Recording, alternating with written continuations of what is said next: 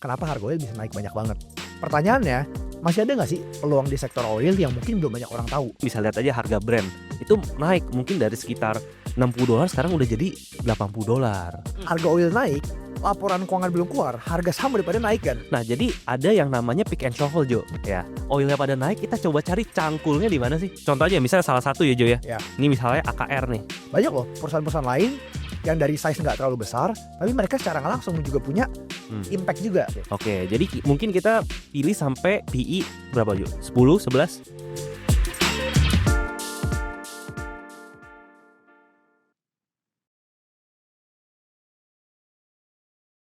Halo teman-teman, welcome to chatting. Kalau di video sebelumnya sama Gani, kita sempat bahas mengenai 3 sektor yang rasanya cukup menarik di tahun 2026. Tuh. Dan salah satu sektor yang kita bahas adalah sektor oil.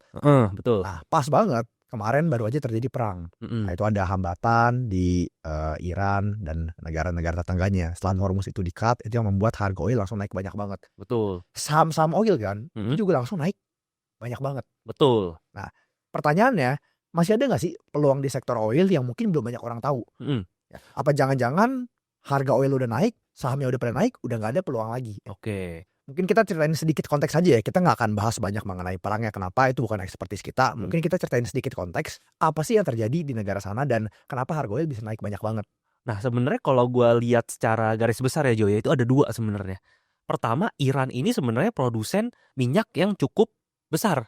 Kalau nggak salah di top 6 ya, Jo ya. Nah, top 6 itu berarti kan artinya kalau misalnya ada masalah supply dari negara Iran ini, berarti kan bisa mempengaruhi secara keseluruhan, ya kan? Secara keseluruhan otomatis apa? Supply menurun, demand mungkin nggak gitu beda jauh. Jadi artinya apa? Harganya akan naik. Gitu. Nah, mungkin kalau teman-teman bisa lihat ya di harga minyak, mungkin bisa lihat aja harga Brent itu naik mungkin dari sekitar $60 sekarang udah jadi $80. Ya kan? Itu udah naik. Terus yang kedua, ada yang namanya Selat Hormuz yang tadi lu bilang. Ya, Selat Hormuz ini kalau kita lihat ya, ini tuh sebenarnya banyak kapal-kapal minyak yang dari Timur Tengah. Ya, kita tahu ya semua negara Timur Tengah ini banyak yang produksi oil. Nah, kalau misalnya jalannya ya yang melewati Selat Hormuz itu dibatasi, berarti kan artinya nanti akan ada masalah supply. Ya, nggak cuma dari Iran tapi dari negara-negara Timur Tengah. Jadi nggak heran bahwa nanti harga minyaknya naik. Itu sedikit konteks yang terjadi sekarang ya, kenapa harga oil tiba-tiba nge-spike dan komoditas lain pun ikutan nge-spike. Tapi di video kali ini kita mau bahas spesifik oil nih Gan. Karena biasanya ketika ada kejadian seperti ini, harga oil naik, laporan keuangan belum keluar, harga saham daripada naik kan? Iya, betul. Bisa kita lihat, teman-teman lihat di sini. You name it lah. Kalau kita ngomongin oil, pasti first come to mind apa? Medco. Betul. Naik banyak. Elsa naik banyak. Even sampai perusahaan gas ya. Gas, ESA, semua naik banyak. Kita ngomongin oil giants ya. Tapi sebagai investor kita mau lihat di tengah kenaikan oil yang signifikan ini sebenarnya masih ada loh saham-saham oil yang belum terlalu banyak diketahui dan valuasinya masih murah. Betul. Nah, jadi sebenarnya Jo, di oil and gas ini kan sebenarnya industri besar sekali. Dari hulu sampai hilir ini mungkin banyak perusahaan-perusahaan yang terlibat gitu ya. Dari hulu itu dari sumur minyak. Nanti sumur minyak pasti kan ada perusahaan yang bantuin ngebor, ada yang bantu eksplorasi. Terus ada juga perusahaan-perusahaan yang mengolah minyaknya.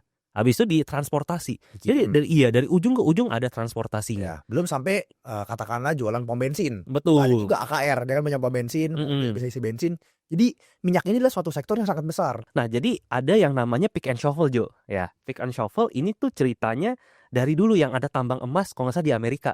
Nah, dulu harga emas naik, orang-orang berburu emasnya. Nah, tapi yang bisa kita jadi peluang adalah kita tuh menjual cangkulnya. Karena emasnya udah pada naik gitu ya. Betul. Nah, ini sama. Oilnya pada naik, kita coba cari cangkulnya di mana sih? Jadi di video kali ini sesuai dengan janji kita kemarin ya, kita mau coba lihat ada nggak sih perusahaan-perusahaan di sektor oil yang harga sahamnya belum terlalu naik tapi bisa jadi peluang. Oke, langsung aja kita coba cek barang-barang ya. Ya, betul. Ya. Nah, ini kita langsung buka aja website Ting, Jo. Nah, ini nanti ada namanya insight di dalam website Ting. Nah, ini langsung klik aja di sini, langsung kita lihat filternya, Jo. Langsung kita bisa lihat apa aja sih perusahaan-perusahaan yang TBK di Indonesia yang berhubungan dengan oil and gas. Oke, kita langsung klik aja oil and gas. Nah, ini bahkan ada ini ya, ada downstreamnya, ada yang hilirnya, dan ada yang upstream, ada yang hulunya. Tapi kita langsung di video ini kita pilih yang secara garis besar aja. Nanti kita filter sendiri gitu. Ini kita lihat. Nah, ini langsung ada daftarnya Jo. Oke, Tuh. wah ini banyak perusahaan-perusahaan yang mungkin teman-teman baru tahu ya. Karena kalau kita ngomongin oil and gas balik lagi, banyak loh perusahaan-perusahaan lain yang dari size nggak terlalu besar, tapi mereka secara nggak langsung juga punya impact juga. Betul. Kalau harga oilnya naik, pick and shovel-nya. Ya betul, cangkulnya teman-teman ya. Ya. Contoh aja misalnya salah satu ya Jo ya. Ya. Ini misalnya AKR nih. Nah, AKR mungkin teman-teman yang di sini masih penasaran sebenarnya AKR ini dia tuh di bagian oil and gas itu dia ada di mana sih gitu. Nah, teman-teman bisa lihat aja langsung di overview sini ya. Secara kurang lebih sebenarnya Akra ini tuh transportasinya. Ya. Ya, transportasinya dan dia juga ada yang jualan pom bensinnya. Ya. Pom bensin yang hijau itu yang BP AKR. Nah, jadi teman-teman bisa langsung lihat aja nih secara di overview ini pasti udah kebayang lah kurang lebih seperti apa. Dan menariknya kalau teman-teman yang dalamin industrial land pasti bingung kok AKR muncul juga karena memang mereka punya properti juga. Betul. Di kawasan JP. Jadi di overview sini itu ditulis secara lengkap masing-masing bisnis sumber pendapatannya dari mana aja. Betul. Mereka tuh main di bisnis apa aja dan di positioning supply chain yang mana. Betul. Oke, kembali ke oil lagi kan. Kalau kita udah sortir gini dari satu sektor ada 50 perusahaan nih. Tentu kan kita nggak mungkin 50-50-nya analisa dong. Ya, kita harus coba minimal screening sekilas dulu. Ya betul. Nah jadi Jo, kalau misalnya gue nih biasanya akan ngelihat matrix-matrix yang simple-simple aja. Oke. Ya, untuk awal-awal ya. Misalnya kayak dari PE, dari PBV, ya dari ROE, dari NPM. Nah kalau misalnya di websitting, teman-teman bisa lihat di sini dari Keystat nih. Nah di bagian Keystat di bagian bawah ini bakalan langsung muncul nih. Yang tadi gue udah jelasin ya kayak NPM segala macam. Nah tapi di sini khusus video ini gue udah coba rekapin di Excel. Coba kita lihat ya. Nah kita bisa lihat di sini ya ada daftar-daftar saham tadi yang masuk ke oil and gas. Tadi daftarnya sesuai sama yang ada di websitting tadi. Oke. Sekarang kalau kita ngomongin ada 50 perusahaan baik lagi kan sekali lagi teman-teman video ini hanya untuk pelajaran bukan rekomendasi data jual saham. Kita ingin sharing biasanya kalau ada satu kejadian gimana sih salah satu cara kita bisa mencari peluang. Betul. Salah satunya dengan cara kita list perusahaan ada perusahaan apa aja dan kita cari tahu ada nggak yang valuasi yang mungkin masih murah dan juga kecipratan tapi belum banyak disadarin. Betul. Oke, kembali ke list ini kan. Pertama-tama kita coba deh simple aja dari yang kinerjanya dulu nih. Karena kalau kita ngomongin harga kan semakin bagus suatu bisnis, sewajarnya valuasi makin mahal. Betul. Nah, kinerja kita lihat dari return on equity dulu sekilas. Ya, betul. Kalau yang return on equity-nya negatif, ya mungkin kita mau coret-coret dulu deh. Ya, betul. Jadi minimal kita coba sortir perusahaan-perusahaan yang udah mencetak profit. Kalau yang masih untung ke depannya turnaround gimana? Ya itu nggak apa-apa. Tapi kita nggak mau masukin ke screening set yang ini. Oke. Ini Jo, kalau bisa kita lihat ya Jo ya, ini masih ada beberapa perusahaan yang ROE-nya negatif. Oke. Ya, berarti kalau ROE negatif itu entah dia equity-nya yang negatif yang kita nggak mau ya, dan juga yang masih rugi. Nah, jadi kita untuk screening awal ya udah kita ilangin dulu aja Jo ya. Kita ilangin. Jadi kita ini yang ada minus-minus ini kita ilangin dulu. Oke.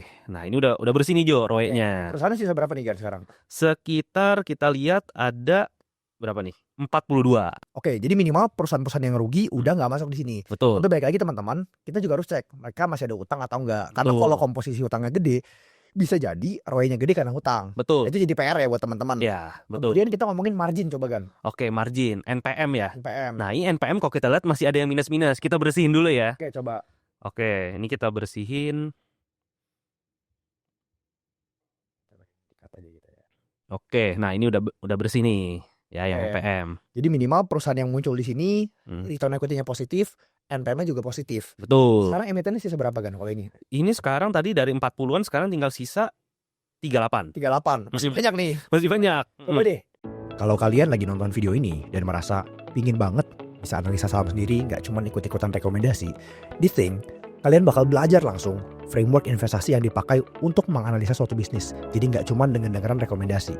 Akses kurikulum kami secara lengkap, deep dive research, ide investasi bulanan, workshop rutin setiap bulannya, sampai private group buat diskusi tentang saham bersama dengan analis kami. Serius, mau naikin level investasi kalian? Klik link di description sebelum ketinggalan.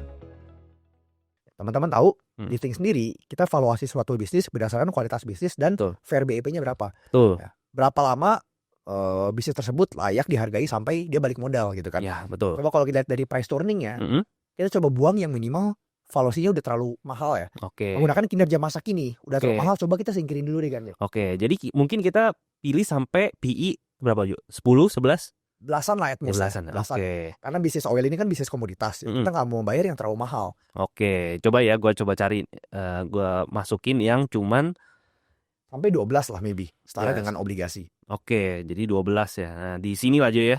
Jadi 12 udah lebih nih. Oke, nah udah kelihatan di sini. Dapat nih, sisa berapa nih kan?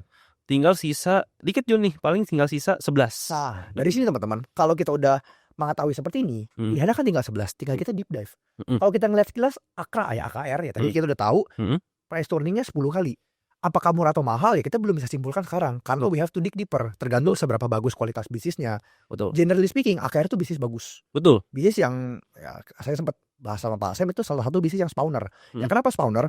Karena dia nggak hanya mengandalkan satu bisnis model, tapi ada aja dari JP-nya, ekspansinya, mereka punya capital allocation jangka panjang itu bagus. Betul. Makanya bisnisnya bisa cenderung terus bertumbuh. Ya, tapi kita nggak akan banyak bahas di sini. Kalau kita lihat CTBN, gue belum pernah cek nih CTBN apa nih Gan? Langsung kita lihat aja deh ini. Kita lihat aja ya. CTBN. Kita lihat di websitenya Ting. Nah ini kita bisa lihat di sini, langsung kita cari CTBN. Nah ini kita lihat. Nah ternyata ini dia penyedia tubular terintegrasi untuk industri minyak di Batam. Iya, jadi ini tuh dia yang punya ininya Jo, pipa, dia yang memproduksi pipanya. Ya, nah itu pipanya nanti entah dia untuk pokoknya untuk membantu proses pengeboran di ladang minyak. Berarti logikanya kalau memang nih eksplorasi mau digenjot gitu ya, sesuai target APBN mau dinaikin, harusnya bisa jadi penggunaan pipa semakin banyak. Betul. Tapi seberapa makin banyak ya balik lagi, kalau cuma ngeliat begini kita nggak akan tahu. We have to dig deeper. Itu ujung-ujungnya yang kita sharing hari ini ya untuk mengurasi ide. Betul. Tapi bukan artinya saham yang kita bahas itu menarik langsung buy or sell, no. Semua ya harus analisa lebih dalam lagi. Betul. Oke, jadi kita lanjut ya, lihat yang ini ya, sekilas. Nah, Elsa. Lu udah buat tinggi SM. Lu ceritain simpel aja kan, nggak usah ini. Nah, jadi intinya kok Elsa ini memang dia bisnisnya cukup banyak ya Jo ya. Nah, tapi secara garis besar dia ada 3. Yaitu pertama, dia yang membantu perusahaan-perusahaan minyak itu untuk mengebor. Ya, untuk mengebor untuk produksi. Dan yang kedua, dia ada yang bagian untuk distribusinya. Nah, kalau teman-teman lihat ada mobil-mobil tangki Pertamina, nah itu ada beberapa punyanya Elsa. Gitu. Terus yang ketiga ada yang supportingnya. Nah ini supporting bisnis yang cukup kecil. Jadi dia itu yang bantu untuk perusahaan-perusahaan minyak untuk mengolah datanya yang seperti itu. Untuk Elsa sekilas ini juga udah naik banyak ya kan harga sahamnya. Teman-teman bisa lihat tampilan di sini. ISSP. Nah ini mungkin teman-teman yang bingung nih Gan. Orang taunya ISSP bisnis pipa baja. Iya. Hubungannya dengan migas. Nah, kalau kita lihat ya Jo ya, dia ada pabrik baru. Nah, pabrik baru ini sebenarnya yang memproduksi pipa-pipa yang digunakan untuk oil and gas. Khusus buat oil and gas ya? Betul. Pabrik baru khusus buat oil and gas. Nah, coba kita baca deskripsinya, udah diliput juga nggak nih Gan? Nah, coba nih kita lihat ya. Ini kita lihat di sini. Langsung cari aja ISSP. Nah, ini kalau kita lihat ya Jo ya. Nah, ini lihat deh. Ini ISSP memproduksi jenis pipa baja untuk memenuhi kebutuhan industri konstruksi, infrastruktur, migas, otomotif, dan sektor lainnya. Nah, ada yang untuk migasnya. Itu udah state juga ya, di insight ini tuh udah di state bahwa soalnya nggak cuma bisnis yang existing doang, tapi yang sedang mereka lakukan ekspansi itu di state di company overview-nya. Betul. Jadi buat teman-teman yang belum ngecek ISSP, belum tahu ISSP bisnis apa, coba buruan cek deh. Nah, di Ting kita udah sempat buat TGS ya. Itu udah diserahin lebih lengkapnya kenapa ISSP ini mungkin salah satu sektor yang bisa dibilang underrated, salah satu perusahaan yang dark horse gitu ya. Orang taunya pipa baja, tapi diem-diem dia bangun pipa baja untuk industri migas. Dan tahun 2026 ini di akhir tahun harusnya udah mulai jalan. 2027 kalau memang sesuai dengan ekspektasi manajemen, itu labanya bisa naik cukup oke. Tapi kita nggak bahas di sini ya. Di sini kita hanya mau trigger gimana caranya kita bisa mengerucuti ide ini. Karena teman-teman pasti bingung, saham ada banyak banget. Kalau misalnya saham oil udah pada naik, minyak-minyakan udah pada naik, apakah mendingan kita ngejar atau nyari peluang yang belum naik? Kalau saya pribadi, saya selalu cari yang valuasinya sekilas masih murah. Kalau misalnya valuasi udah mahal, saya nggak kejar. Oke, kita udah selesai bahas ISSP, kita langsung lihat yang lain, ada OBMD. Nah ini kayaknya lu pernah lihat yuk. Ya, intinya dia jualan chemical lah untuk pengeboran ya, jual kimia-kimianya. Oke, terus ada Pegas juga. Nah ini Pegas ini kan dia pipa distribusi gas. Ada banyak lagi nih. Nah ada banyak dan ada Rix, ada SBMA, ada Siko, ada Suni, ada Unik. Tapi yang menarik ini sebenarnya yang Suni Jo. Suni juga menarik ya. Kenapa tuh? Karena sebenarnya di tahun ini harusnya mereka sudah selesai pabrik baru dan nambah kapasitasnya cukup banyak. Nah, terus tapi ya ada yang lebih menarik lagi Jo. Ini tuh barangnya cukup unik. Nah, ini kita lihat aja langsung di website Ting ya. di bagian insight.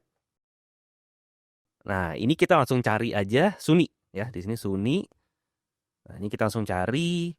Di sini ada tulisan paling bawah ya Jo ya. Keunggulan Suni terletak pada kemampuannya memproduksi OCTG dalam negeri melalui anak usahanya PT Rainbow Tubular Manufacture yang memenuhi persyaratan TKDN. Oke. Emang apa sih TKDN ini kan? Nah, TKDN itu sebenarnya tingkat komponen dalam negeri. Jadi pipa-pipa migas ini Jo, jadi itu mereka ada tingkat komponen dalam negerinya, jadi harus diproduksi dalam negeri. Singkatnya kayak gitu. Nah, ini yang comply nih ya. Iya, kayaknya yang comply. Dan dengar-dengar ini yang banyak demand-nya di Indonesia. Jadi kalau misalnya nanti akan banyak lifting migas segala macam, ini pasti akan terpakai barangnya. Oke, jadi potensi demand-nya naik. Betul. Oke, thank you Gan. Jadi di video kali ini ya teman-teman, semoga aware ya, ini bukan rekomendasi beli atau jual saham, ini hanya sharing kerangka berpikir. Biasanya di Think, saya maupun Gani, kita apa yang kita lakuin sih? Biasanya kita nyortir suatu ide. Kan nggak mungkin 50-50 sama kita analisa satu-satu. Tapi minimal ketika ada sesuatu yang kejadian, kita sortir dulu nih. Pakai insight kita lihat ada perusahaan apa aja di sektornya. Nggak cuma pemain utama, tapi pemain supporting juga masuk nih ke discovery-nya kan. Lalu dari situ kita baru menggunakan arsip kita. Kebetulan di Think udah banyak analisa yang kita cover. Misalnya Medco udah ada di Think Case, Pegas juga udah ada, Elsa juga ada, Elsa juga ada. Jadi kita memiliki arsip dan kita tahu supportingnya, kompetitornya siapa aja. Itu sangat memudahkan kita untuk kita sebutnya finding ideas lah. Jadi teman-teman nggak mungkin bisa dapat suatu ide saham hanya menggunakan PR, PBV, itu nggak mungkin. Tapi dari situ ya you have to deep down lagi. Jadi sekali lagi teman-teman, there's no shortcut. Kalau teman-teman mau mendapatkan suatu tesis, suatu ide investasi, ya mungkin kalau menggunakan ide sortir sekilas bisa nih kayak gini. Tapi before you make decision making, ya kalian harus benar-benar tahu ini bisnisnya bergerak di bidang apa. Valuasi sekarang murah atau mahal hanya akan bisa dijawab kalau kalian udah ngerti bisnisnya.